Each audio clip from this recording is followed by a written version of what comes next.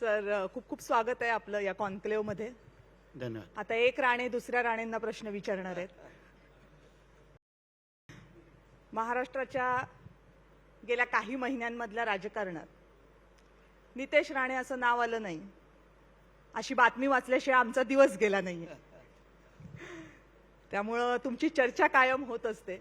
आज तुम्हाला इथे बोलवण्याचं खास कारण म्हणजे तुमच्याकडे असणारं खातं आणि त्या खात्याअंतर्गत येणारे महत्त्वाचे प्रकल्प.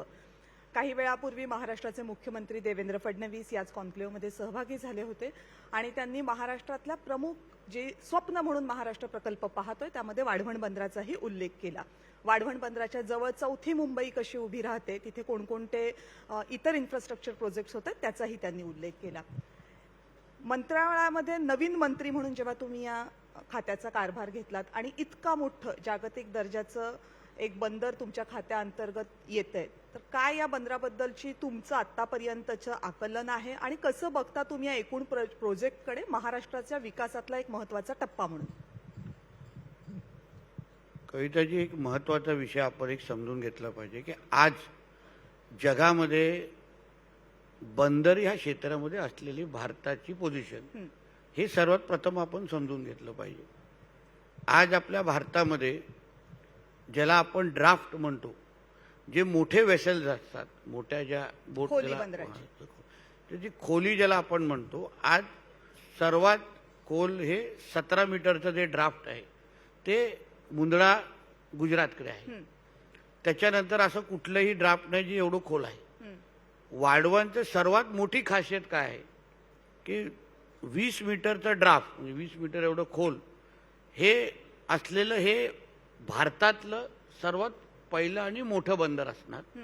आणि जगाच्या दृष्टिकोनातून अगर आपण पाहिलं तर आज जगामध्ये 1 ते 10 मध्ये पहिलं 1 ते 8 हे चायना आहे, चीन आहे, त्याच्यानंतर दुसरे देश आहेत. या एका वाढवणच्या बंदरामुळे आपण 1 ते 5 मध्ये थेट येऊन उभे राहणार आहोत आणि आपली स्पर्धा डायरेक्ट ह्या सगळ्या महासत्ता देश असलेल्या देशांमध्ये होणार आहे. म्हणून वाढवण ह्या एका बंदरामुळे मी आपल्याला सांगतो, महाराष्ट्राच्या जनतेला सांगतो की जगाच्या स्पर्धेमध्ये बंदर ह्या क्षेत्रामध्ये आपण थेट प्रमुख अशा ह्या देशांमध्ये येऊन थांबणार आहोत. आदरणीय पंतप्रधान नरेंद्र मोदीजींच्या जे काही स्वप्न आहे की आपला भारत देश हा आर्थिक दृष्टिकोनातून पहिल्या 3 क्रमांकामध्ये आलं पाहिजे, म्हणजे महासत्ता म्हणून ओळखलं गेलं पाहिजे. त्याच्यामध्ये वाढवण बंदर हे सिंहाचा वाटा वाढवण बंदराचा असेल. रोजगार निर्मितीच्या क्षेत्रामध्ये अगर आपण पाहिलं तर 1 लाख डायरेक्ट नोकऱ्या, जॉब, रोजगार हे आपल्याला वाढवण बंदराच्या माध्यमातून उपलब्ध होणार आहे. डायरेक्ट आणि इनडायरेक्ट ज्याला म्हणतो, इनडायरेक्ट मध्ये पण आपल्याला 20-25 हजार पर्यंत नोकऱ्या आपल्याला किंवा विविध जोडधंदे म्हणा, उद्योग म्हणा, आपण थेट आपल्याला उपलब्ध होणार आहे. म्हणून एकत्रित आपण अर्थकारणाच्या दृष्टिकोनातून पाहिलं, दरडोई उत्पन्नाच्या निमित्ताने पाहिलं तर ह्या एका बंदरामुळे आपला महाराष्ट्र, आपला देश हा महासत्तेच्या दिशेने जाण्याच्या दृष्टिकोनातून एक फार मोठं पाऊल असेल. तुमच्या खात्याचा नेमका रोल कसा असणार आहे? महाराष्ट्र सरकार हे ह्या वाढवण बंदरामध्ये 26% आमचा वाटा आहे. जवळपास 3040 एवढे कोटीची गुंतवणूक आम्ही महाराष्ट्र सरकार म्हणून आम्ही करणार आहोत. त्याचा पहिला टप्पाही या अर्थसंकल्पामध्ये आम्ही त्याची तरतूदही केलेली आहे. त्याची आम्ही खर्चही त्या दृष्टिकोनातून करायला सुरुवात केलेली आहे. महाराष्ट्राचे आदरणीय मुख्यमंत्री देवेंद्र फडणवीस साहेब हे सातत्याने या प्रत्येक गोष्टीवर फार बारकाईने लक्ष ठेवून आहेत. म्हणून महाराष्ट्र सरकार म्हणून लँड एक्विजिशन असो, तिकडे असलेल्या मच्छीमारांच्या कोणालाही अन्याय होऊ नये, योग्य ते नुकसान भरपाई मिळाली पाहिजे. स्किल डेव्हलपमेंटच्या निमित्ताने काय काय आपण तिकडच्या स्थानिक मच्छीमार असो, स्थानिक नागरिक असो, जेणेकरून उद्या जेव्हा वाढवण बंदर सुरू होईल तेव्हा तिथे स्थानिकांना रोजगार, स्थानिकांना प्राधान्य, त्या दृष्टिकोनातून महाराष्ट्र सरकार म्हणून विविध स्किल डेव्हलपमेंटचे आम्ही कार्यक्रम घेतोय. उपलब्ध असलेल्या नोकऱ्या, मग स्थानिक मच्छीमारांना ज्या ज्या त्यांच्या मनाप्रमाणे ज्या ज्या त्यांच्या मागण्या आहेत, आमचे तिकडचे जिल्हाधिकारी असो, इकडे आमचे उन्मेष वाघ म्हणून JNPTच्या चे जे काही प्रमुख आहेत त्यांना इकडची जबाबदारी दिलेली आहे, आमचं मंत्रालय म्हणून असो, सगळेजण आम्ही एकत्र मिळून ज्यामुळे ह्या बंदराची जी काय वाटचाल आहे ती अजून सुकर होईल आणि लवकरात लवकर ह्या बंदराचा पहिला टप्पा सुरू होईल, त्या दृष्टिकोनातून महाराष्ट्र सरकार म्हणून आम्ही पावलं उचलतो. तुम्ही कोकणातले आहात, मोठा समुद्र किनारा कोकणाला लाभलेला आहे. आपण 720 किलोमीटर. अनेक वर्षांपासून कोकणाच्या समुद्र किनाऱ्यावरनं प्रवास करतो, पण कोकणाच्या समुद्रातून प्रवास करणं आपल्याला शक्य झालेलं नाहीये. म्हणजे कोकणात म्हणावी तशी बंदरं झाली नाहीत, किंवा एक मुंबई ते अलिबाग हा जर प्रवास सोडला, म्हणजे मांडव्यापर्यंतचा प्रवास सोडला, तर तशी प्रवासी वाहतूकही आपली पाण्यामधनं सुरू झाली नाही. काय कारणं काय राहिली? म्हणजे नैसर्गिक काही कारणं आहेत की राजकीय इच्छाशक्ती नसणं हे कारण राहिलंय? बघा, ठीक आहे, मी आता जुन्या बाबतीमध्ये न जाता आपल्या समुद्राकडे जी काही जल वाहतुकीच्या दृष्टिकोनातून आपल्या महाराष्ट्रासाठी एक फार मोठी संधी आहे. आदरणीय मुख्यमंत्री साहेबांनी त्या संधीवर आम्हाला पहिल्या दिवसापासून आम्हा लोकांना काम करायला सांगितलेलं आहे. आता एक तुम्ही साधं कविताची विचार करा, एक आपल्या मेट्रोमुळे आपल्या आयुष्यामध्ये किती फरक पडला, कोस्टल हायवेमुळे आपल्या आयुष्यामध्ये किती फरक पडला. तोच विचार घेऊन आता महाराष्ट्र म्हणजे जल वाहतूक आणि MMR रिजनमध्ये वॉटर मेट्रो या दोन्ही ह्याच्यावर आमचं बंदर खातं काम करायला आम्ही लोकांनी सुरू केलेलं आहे. ह्या गणेश चतुर्थीच्या निमित्ताने M2M जेटी ह्या लोकांशी आमचं बोलणं अंतिम टप्प्यात आहे. रोरोची एक मोठी बोट ते लोक आम्हाला उपलब्ध करून देणार आहेत आणि माझगाव ते मालवण हे 5 ते 5.25 तासामध्ये तुम्ही ह्यावेळी गणेश चतुर्थीच्या निमित्ताने जाऊ शकाल. आपली स्वतःची गाडी त्याच्यामध्ये टाकायची, माझगाववरून तुम्ही तिथून जायचं आणि मालवण किंवा विजयदुर्ग या दोन्ही ह्याच्यामध्ये तुम्हाला पर्याय दिला जाईल आणि तुम्ही तिथे गणेश चतुर्थीसाठी जाऊ शकता. अशा पद्धतीची तयारी आमच्या बंदर खात्याच्या माध्यमातून या सुरू गणेश केली. चतुर्थी या गणेश चतुर्थीच्या. दुसरा विषय, कोची वॉटर मेट्रो आज कोचीमध्ये सुरू आहे. MMR रिजनमध्ये आपण मुंबई वॉटर मेट्रो ह्याच्या आम्ही DPR स्टेजवर सगळ्या गोष्टी आणलेल्या आहेत, पण ते पुढच्या वर्षी म्हणजे जवळपास फेब्रुवारी-मार्चच्या जवळपास आपण मुंबई वॉटर मेट्रो ही मुंबईकरांच्या सुविधासाठी आम्ही सुरू करतो. आता उदाहरण, मी आता नेरिमन पॉईंटवरून आलो, कोस्टल रोडवरून आलो म्हणून लवकर पोहोचलो. उद्या आमच्या इथे विविध टर्मिनल आम्ही MMR रिजनमध्ये करणार आहोत. 8 असे लोकेशन किंवा 8 असे रूट आम्ही आता आयडेंटिफाय केलेले आहेत आणि त्या रूटच्या माध्यमातून तुम्ही आता जसं मेट्रो पकडता आणि दहिसरला जाता, बोरिवलीला जाता, तसंच मुंबई वॉटर मेट्रोच्या माध्यमातून तुम्ही आता ह्या 8 लोकेशनच्या माध्यमातून MMR रिजनमध्ये तुम्ही ह्या वॉटर मेट्रोचा प्रवास करू शकाल. विविध आम्ही टर्मिनल त्याच्यासाठी बांधणार आहोत आणि त्या निमित्ताने वॉटरवेज किंवा जल वाहतुकीच्या निमित्ताने आम्ही मुंबई शहर डिकंजेस्ट करणार आहोत.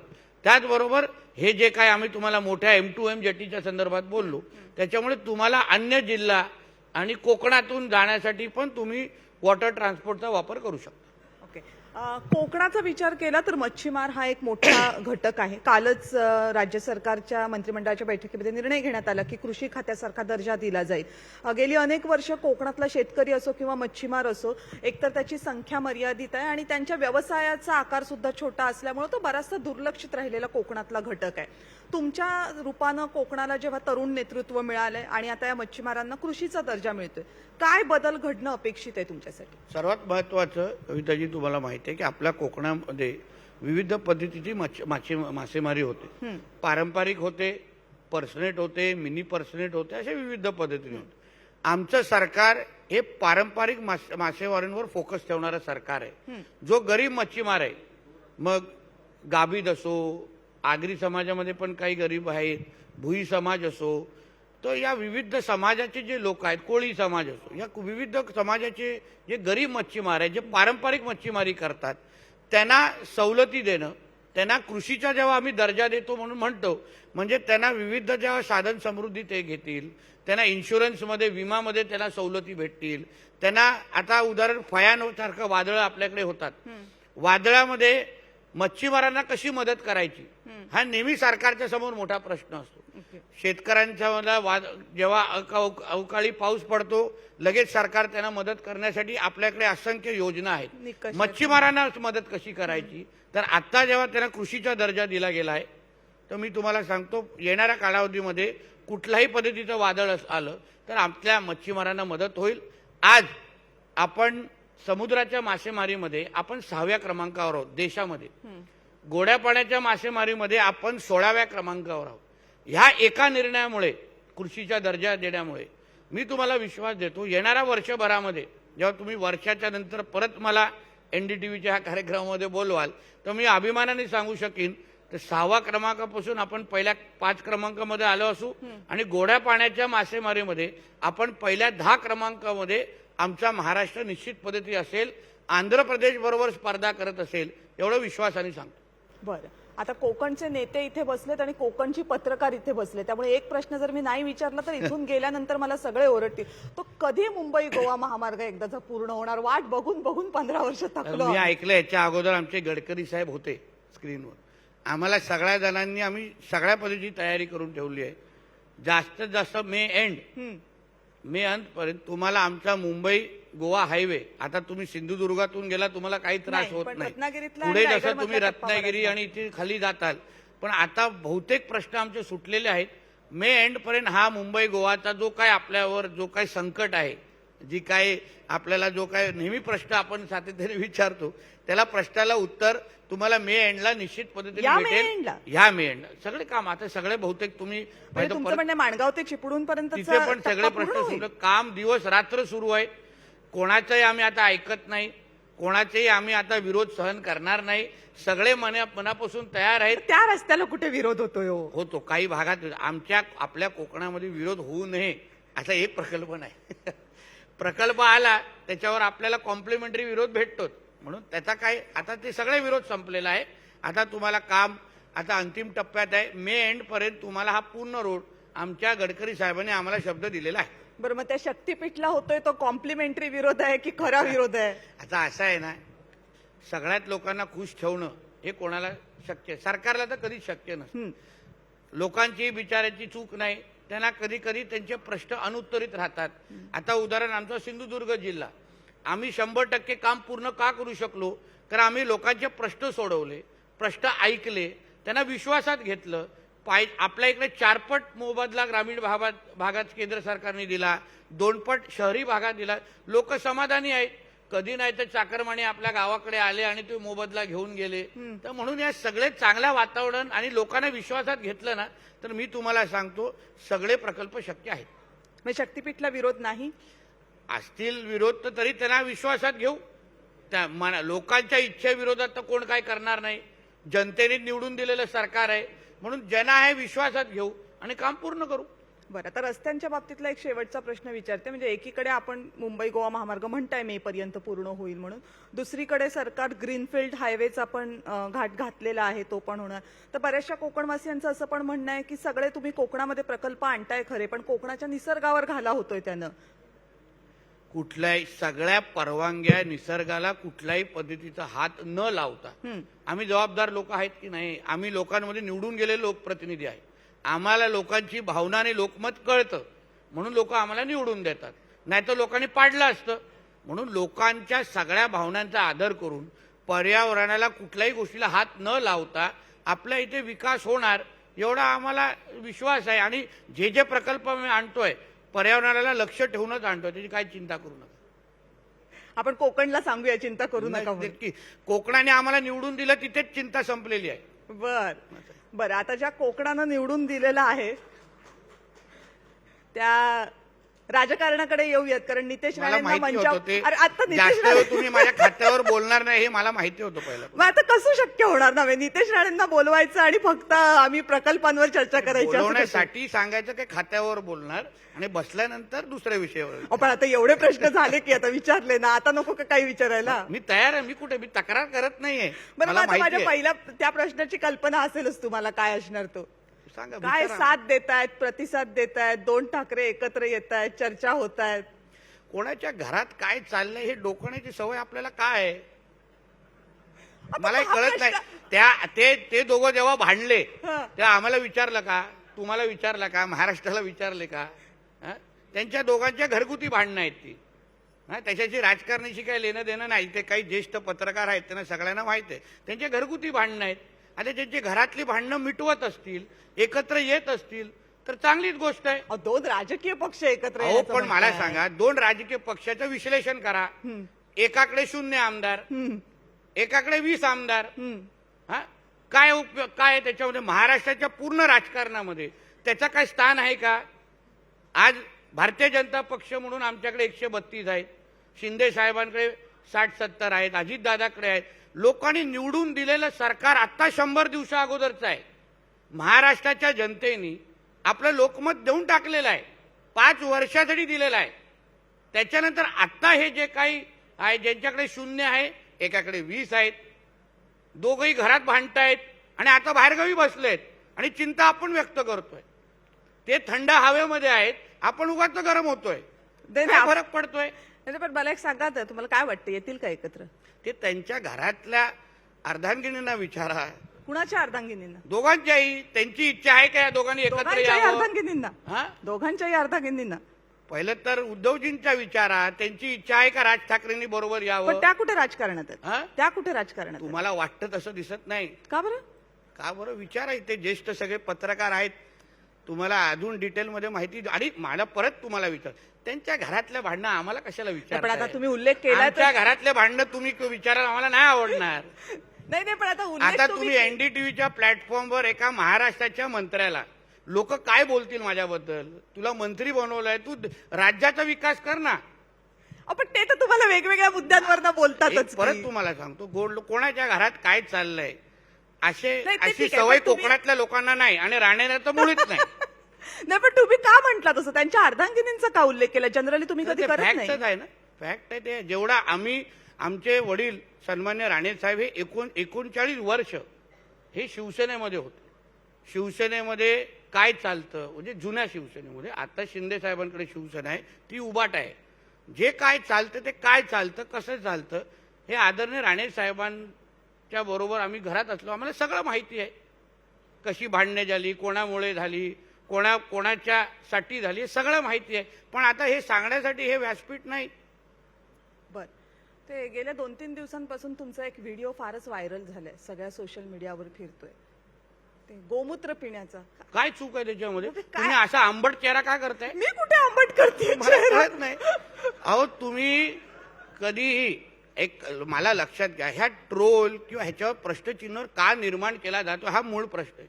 तुम्ही काही गोष्टी, त्याचे काही फायदे अगर तुम्ही वाचले, आता काही लोक बोलताय की तुम्ही बाहेरगावी शिकून आला, तुम्ही गौमूत्र, काय त्याच्यामध्ये? त्याचे फायदे अगर तुम्ही थोडे समजून घेतले, आपल्या आरोग्यावर होणारे चांगले परिणाम अगर तुम्ही थोडे समजून घेतले, तर उद्या तुम्ही पण सुरू कराल. काय तुम्ही फायदा, आणि ते काय वासाचा विषय नाही तो, काय तुम्ही आता त्याचे फायदे असतील, आरोग्यावर होणारे चांगले परिणाम असतील, थोडा त्याचा सगळा अभ्यास केलात ना, तर मला नाही वाटत त्याच्यामध्ये काय ट्रोल करण्यासारखं किंवा नितेश राणे कसं, अरे माझ्यासाठी चांगलं आहे, मला त्याचे फायदे दिसले, मी पिणार. काय फायदे वाटतात तुम्हाला? म्हणजे आरोग्यावर असंख्य फायदे आहेत. आपल्या म्हणजे कॅन्सरवर सर्वात मोठा उपाय त्याचा आहे. आज कॅन्सरचं होणारा प्रमाण बघा, याच्यामध्ये सर्वात मोठा आहे इम्युनिटी, त्याच्या रोग प्रतिकार शक्ती ज्याला म्हणतात, त्याचा फार मोठा फायदा आहे. पचनक्रिया ह्याच्यावर फार मोठे फायदे आहेत त्याच्यामध्ये रो अफजा आणि शीर खुर्मापेक्षा तरी बरं आहे. पण रो अफजा आणि शीर खुर्माशी का तुलना करताय? त्याचा काय राग आहे? तो प्रश्न त्याच्यासाठीच विचारला मला. बर, ठीक आहे, चला. नितेश राणे असं म्हटलं की गेल्या काही दिवसामध्ये हिंदुत्व तुम्हाला खूप हे होतंय का? काय आर यू ओके ना? ऍडजस्ट करतोय, बोला तुम्ही.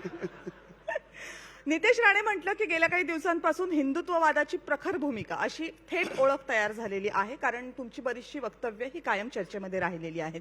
या सगळ्या वक्तव्यांवर खूप टीका झाली, मग मुख्यमंत्र्यांनी तुमचे कान टोचले अशी ही चर्चा झाली. जाहीर कार्यक्रमांमध्ये सुद्धा मुख्यमंत्री म्हटले. कान कधी टोचले नाही आमच्या फडणवीस साहेबांनी जे काही वक्तव्य दिलेले आम्ही फार बारकाईने ऐकतो, शिकतो, समजून घेतो.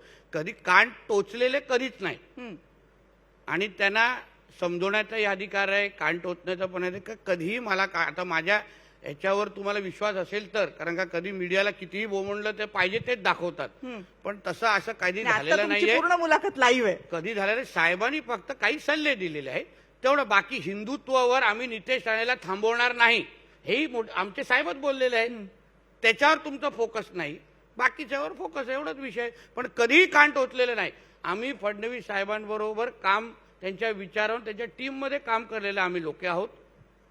आम्ही त्यांची कार्यपद्धती चांगली ओळखतो, त्यांचा पूर्ण अधिकार आमच्यावर आहे, म्हणून कान टोचण्याचा हा विषय कधीच झालेला नाही. पण तुमचे हिंदू आणि हिंदुत्व हे आमचा मूळ गाभा आहे भारतीय जनता पक्ष म्हणून. आम्ही त्या विचारावर काम करणारे सगळे कार्यकर्ते आहोत. पण त्या संबंधित कान टोचण्याचा प्रश्नच येत नाही. हे सरकारच हिंदुत्वादी विचाराचं सरकार आहे, मग त्याच्यावर कान कशाला टोचले पाहिजे? मग त्यांनी तुम्हाला वैयक्तिक हिंदुत्व या विषयावर कधीच कॉम्प्रोमाइज नाही, ही पहिल्या दिवसापासून भूमिका आहे. नाही, पण त्यांनी जाहीर कार्यक्रमांमध्ये असं म्हटलं की मंत्रिपदावर असलेल्या व्यक्तींनी जबाबदार पद्धतीनं हा वक्तव्य ठीक आहे, तो करायला सल्ला हवे. दिलेला आहे ना. त्याच्यानंतर तर तुम्ही बघा किती जबाबदारी वाढलेली आहे. बरं, मला एक सांगा की तुम्ही जेव्हा शिवसेनेमध्ये, म्हणजे तुम्ही कायम हिंदुत्वाची भूमिका खूप जोरदार प्रखरपणे मांडता आणि मग अनेकांना असा प्रश्न पडतो, प्रामुख्यानं तरुण पिढीला, की हा माणूस तर परदेशामध्ये शिकून आलेला आहे, तरुण आहे, तर मग हे विकास कामांवर बोलण्यापेक्षा, महाराष्ट्राच्या मुद्द्यांवर बोलण्यापेक्षा हिंदुत्वाच्या मुद्द्यावरच इतके कायम प्रखर का असतात? मग जो परदेशातून शिकून येतो त्यांनी हिंदुत्व किंवा आपला धर्म विसरावा असं कुठे लिहिलेलं आहे का? मंत्री, आमदार, पक्षाचा कार्यकर्ता होण्याच्या अगोदर मी एक हिंदू आहे, मी कधी विसरत नाही आणि त्या दृष्टिकोनातून वाटचाल करतो. जिथे विकास करायचा आहे विकास करतो, पण विकास कोणासाठी करायचा आहे? अगर जिवंतच राहिलो नाही तर विकासाचा काय उपयोग नेमकं? पण असं का वाटतं आणि आज तुम्हाला जी की परिस्थिती जिवंत राहिलं आजूबाजूला नाही जिथे जिथे हिंदूंवर अन्याय होण्यासारखी परिस्थिती आहे, तिच्यावर हिंदू म्हणून अगर मी बोललो नाही तर मग ह्या पदांचा आणि ह्या ओळखाचा काय फायदा? मी माझ्या मृत्यूपत्रिकेवर नितेश राणे बंदर आणि मत्स्य विकास मंत्री असं नाही लिहिलं जाणार. हे टेम्पररी आहे, पण हिंदू हे परमनंट आहे, म्हणून त्या दृष्टिकोनात बोलणं माझा अधिकार आहे. पण महाराष्ट्रात तुम्हाला का असं वाटतं की महाराष्ट्रामध्ये हिंदूंना खतरा आहे किंवा महाराष्ट्रामध्ये हिंदुत्ववादाची भूमिका असंख्य मांडते? आपण घटना- सुरक्षित नाही आहोत का महाराष्ट्रात? सुरक्षितचा विषय नाही आहे कविताजी. असंख्य घटना अशा घडतात जे एक हिंदुत्ववादी कार्यकर्ते म्हणून आम्ही त्या पीडितांना जाऊन भेटतो. आम्हाला स्वप्न पडतं म्हणून आम्ही कोणावर टीका करतो, कुठल्या धर्माच्या विरोधात बोलतो असं कुठेही लिहिलेलं नाही. पीडित कुटुंबांना जाऊन भेटणं, त्या विषयाचा अभ्यास करणं, त्यांची अडचण आणि त्यांच्यावर आलेले संकट समजून घ्यायचं आणि त्यावर आवाज उचलणं, त्याच्यासाठी हिंदू सकल मोर्चे महाराष्ट्रात काढले गेले. जिथे जिथे हिंदूंवर अन्याय होत गेला त्याच्यानंतर न्याय पण दिला गेला.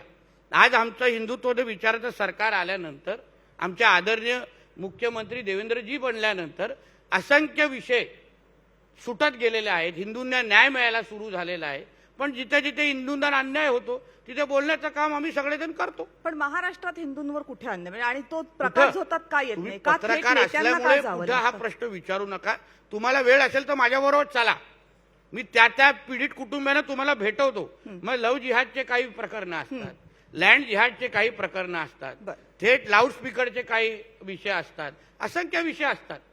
आता काश्मीरमध्ये मारलं गेलं ना, हिंदूंनाच मारलं गेलं ना, धर्म विचारला गेला तिथे. बाकी कुठली ओळख, जात, भाषा विचारलं नाही.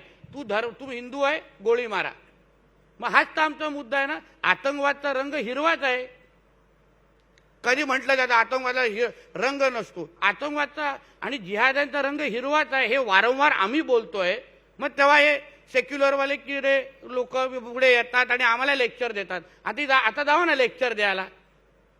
हे पण जे तुम्ही काश्मीरला घडलंय, जेव्हा ही हिरव्या आणि भगव्या रंगाची मांडणी करता, तर जेव्हा तुम्ही शिवसेनेमध्ये होतात त्यावेळेस तुम्ही हिंदुत्वाचा पुरस्कार करत होतात. मग तुम्ही काँग्रेसमध्ये गेलात तेव्हा अचानक तुमची काँग्रेसमध्ये भूमिका आम्ही मवाळ नाईलाजाने झाली. गेलो. आणि त्याच्यानंतर भाजपमध्ये आल्यावर पुन्हा हिंदुत्व. मग तुमचं हिंदुत्वाची जी भूमिका आहे ती तुम्ही कोणत्या पक्षात आहात यावरून ठरते असं का? काय ना, आम्ही प्युअर हिंदुत्वादी. आम्ही काँग्रेसमध्ये होतो तेव्हा पण बोलायचो ना.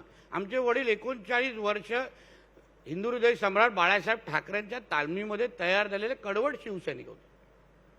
उद्धव ठाकरे नालायक निघाले म्हणून आम्हाला 12 वर्ष जायला लागलं काँग्रेसमध्ये. पण आता आम्ही परत हिंदुत्वादी विचाराच्या सरकारमध्ये, हिंदुत्वादी विचारासारख्या पक्षामध्ये, भारतीय जनता पक्षामध्ये आज आलेलो आहे आणि हिंदुत्वाचा विषय प्रखर पद्धतीने मांडतोय. तुमच्या आणखी एका वक्तव्याबद्दल महाराष्ट्रामध्ये प्रचंड चीड निर्माण झाली होती आणि ते होते शिवाजी महाराजांच्या सैन्यामध्ये मुस्लिम मावळे नव्हते असं तुमचं वक्तव्य आहे. महाराष्ट्रामध्ये नाही, खूप लोकांना तो विषय माझा पटला पण आणि त्यांना ती माहिती पण योग्य आहे. काही मोजक्या लोकांना तो पटला नाही, तो ठीक आहे. तुम्ही महाराष्ट्र असा शब्द बोलू नका. आम्ही पण महाराष्ट्रामध्ये छत्रपती फिरतो. शिवाजी महाराज महाराष्ट्राचे आहेत. हो, पण सगळ्यात महाराष्ट्राच्या लोकांना माझा विषय पटला नाही असं नाही. खूप लोकांनी त्यांना बोललं नाही, तुम्ही बोललात ते बरोबर पण बोललात, पण त्या लोकांपर्यंत एनडीटीव्ही पोहोचलं नाही. नाही, पण तुम्हाला का असं वाटतं की छत्रपती शिवाजी महाराजांच्या सैन्यामध्ये अजिबात वाटलं नाही, माहिती आहे तशी. पण इतिहास तर त्याला दुजोरा देत अहो, नाही. छत्रपती शिवाजी महाराजांनी हिंदवी स्वराज्याची स्थापना केली. हिंदवी स्वराज्याची स्थापना केली. जे इस्लामीकरण होत होतं, हिंदू मंदिरं तोडली जायची, हिंदू माता भगिनींना हे मुघल आणि हे सगळे जे राजे आहेत त्यांच्यावर अत्याचार करायचे, त्याच्या विरुद्ध जिजाऊ माँनी आमच्या छत्रपती शिवाजी महाराजांना हिंदवी स्वराज्याची स्थापना करायला सांगितलं. आता उदाहरण तुम्ही छावा चित्रपट पाहिलाच असेल. औरंग्यानी छत्रपती संभाजी महाराजांना काय मागितलं? त्यांच्याकडे स्वराज्य मागितलं नाही, त्यांच्याकडे त्यांची दौलत मागितली नाही. त्यांनी फक्त एवढंच आहे, तुम्ही तुमचा धर्म बदला. म्हणजे ती हिंदू विरुद्ध मुसलमानात लढाई होती ती. मग काय चुकीचं बोललोय मी? आणि याचे दाखले आहेत. काही मोजके लोक जे बोलतात तेच खरं आणि आम्ही खोटं असं कुठे लिहिलेलं नाही हो. असं कुठे? शिवाजी महाराज सेक्युलरच नव्हते, हे हिंदवी स्वराज्याचे संस्थापक छत्रपती शिवाजी महाराज. म्हणजे तुम्ही छत्रपती शिवाजी महाराजांना हिंदू या व्याख्येमध्ये आणून बसवता असं नाही ना, पण आपण हिंदू राष्ट्रामध्येच राहतोय, त्याच्यामध्ये चूक काय? म्हणून आमचे राजे छत्रपती शिवाजी महाराज. आता एक प्रश्न फक्त तुमच्या कुटुंबातला, बरंच तुमच्या हिंदुत्ववादी भूमिकेबद्दल बोललो. निलेश राणे यांनी जी निवडणूक लढवली ती धनुष्यबाण या चिन्हावर. एवढ्या वर्षांनंतर राणे कुटुंबियांना कधी वाटलं होतं का की धनुष्यबाण या चिन्हावर आपल्या घरातली कोणी व्यक्ती निवडणूक लढेल? बघा, धनुष्यबाण असो किंवा हिंदू हृदय सम्राट बाळासाहेब ठाकरे आमच्यासाठी भावनिक विषय आहे. आम्ही लहानपणापासून बाळासाहेबांना बघत आलेलो आहे आणि राणे साहेबांचं आणि त्यांचं एक काय राजकीय नातं नव्हतं, एक फार वेगळं कौटुंबिक आणि फार भावनिक नातं होतं. आणि म्हणून बाळासाहेबांचं धनुष्यबाण, बाळासाहेब, फक्त बाळासाहेब, हे आमच्यासाठी फार भावनिक विषय आहे. म्हणून निश्चित पद्धतीने आम्हाला तो भावनिक क्षण होता, त्याच्यामध्ये आम्ही काय नकार देणार नाही. पण त्यांना तिथे जायला लागलं, ते स्वतःहून गेले, प्रवेश केला असं नाही. एकंदरीत ती राजकीय परिस्थिती झाली. महायुतीमध्ये आम्ही सगळे लढलो आणि म्हणून आदरणीय देवेंद्र फडणवीस साहेबांच्या इच्छेनुसार निलेशजींनी आणि राणे साहेबांनी आम्ही सगळ्यांनी घेतलेला तो निर्णय. बरं, आता शेवटचा प्रश्न अगदी थोडक्यात. काही दिवसांपूर्वी बोलताना तुमचे वडील आणि महाराष्ट्राचे माजी मुख्यमंत्री नारायण राणे एका पत्रकार परिषदेमध्ये खूप भावूक झाले होते. त्यांच्या डोळ्यात पाणी आलं होतं. कधी अशा प्रकारचे नारायण राणे आम्ही पाहिले नव्हते. खूप कमी वेळा असं होतं. तुमच्याबद्दल, तुम्हा दोघांबद्दल ते बोलत होते. काय नेमकं काय काय काय नारायण राणे पत्रकार परिषदेमध्ये भावूक झाले होते. त्यांच्या डोळ्यात जवळपास पाणी होतं. काय झालं होतं? नाही, मला नाही वाटत, कारण का तो कॅमेरावाल्याने चुकीचा अँगल घेतला असेल. नाही नाही, असं नव्हतं. मला नाही वाटत. ते भावनिक बिवनिक असा विषय नाही. ते आपल्या पद्धतीत तोच करारीपणा आहे, तोच ताटकपणा आहे. म्हणून जे काय आपल्या काही पत्रकार मित्रांना वाटलं असेल ते भावनिक होऊन डोळ्यात पण असं काही क्षणच नाही ना. राणेंच्या प्रवासामध्ये असे कधी क्षण येत नाहीत. काय तुम्ही चिंता करू नका, ते एकदम नाही. राणेंच्या प्रवासामध्ये डोळ्यात पाणी येण्याचे क्षण कधी येऊ नयेत ही दुसऱ्यांच्या अपेक्षा डोळ्यात पाणी आणतो, आमच्या नाही. ही अपेक्षा आम्हीही करतो. पण ते भावनिक क्षण होता, त्यामुळे तो प्रश्न विचारला होता. Thank you very much. आजच्या कार्यक्रमात धन्यवाद. आलात आणि सगळ्या प्रश्नांवर, विकासापासून हिंदुत्वापासून कोकणाच्या विकासापर्यंत सगळ्यावर दिलखुलास तुमच्या स्टाईलने उत्तरं दिली. त्याबद्दल मनापासून थँक्यू धन्यवाद. व्हेरी मच धन्यवाद. निलेश राणेजी.